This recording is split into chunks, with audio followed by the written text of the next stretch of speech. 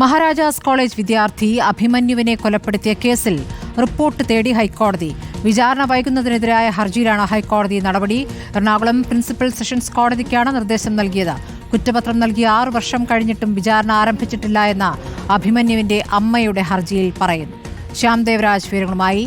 ശ്യാം, ഇപ്പോൾ റിപ്പോർട്ട് തേടിയിരിക്കുന്നു കോടതി. ഇപ്പോൾ അമ്മയുടെ ഹർജിയിൽ പറയുന്നത് എന്താണ്? വിചാരണ ആരംഭിക്കാതെ നടപടികൾ വൈകുന്നതിനെ എങ്ങനെയാണ് ഈ അമ്മയുടെ ഹർജിയിൽ കുറ്റപ്പെടുത്തുന്നത്? സ്മൃതി, ഇതിൽ ഏറ്റവും പ്രധാനപ്പെട്ട കാര്യം 2018 ജൂലൈ മാസം 2-ാം തീയതിയാണ് അഭിമന്യു മഹാരാജാസ് കോളേജിലെ ബിരുദ വിദ്യാർത്ഥിയായ അഭിമന്യു കൊല്ലപ്പെടുന്നത്. അവിടുത്തെ SFI നേതാവ് കൂടിയായിരുന്നു.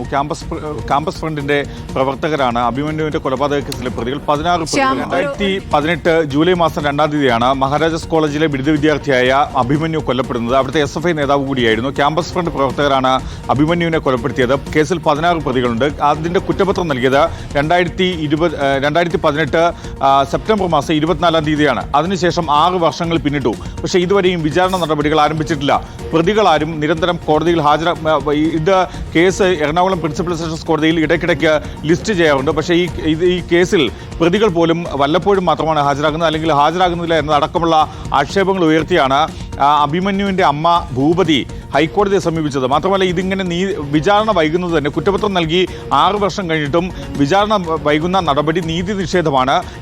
ഈ നീതി നിഷേധം അവസാനിപ്പിക്കണം. മാത്രമല്ല, വിചാരണ ആരംഭിക്കാൻ വേണ്ടി എറണാകുളം പ്രിൻസിപ്പൽ സെഷൻസ് കോടതിക്ക് നിർദ്ദേശം നൽകണമെന്ന ആവശ്യങ്ങളാണ് ഈ ഹർജിയിൽ ഉന്നയിച്ചിരുന്നത്. ഇതിലാണ് എറണാകുളം പ്രിൻസിപ്പൽ സെഷൻസ് കോടതിയോട് ഹൈക്കോടതി റിപ്പോർട്ട് തേടിയത്. അടുത്ത മാസം ജനുവരിയോടുകൂടി ഈ റിപ്പോർട്ട് നൽകണം എന്നതാണ് ഹൈക്കോടതി നൽകിയിരിക്കുന്ന, വിചാരണ കോടതിക്ക് നൽകിയിരിക്കുന്ന നിർദ്ദേശം. ഇതിലേറ്റവും പ്രധാനപ്പെട്ടത് ഈ കുറ്റപത്രം നൽകി 6 വർഷം കഴിഞ്ഞിട്ട് വിചാരണ ആരംഭിച്ചിട്ടില്ല എന്ന് തന്നെയാണ്.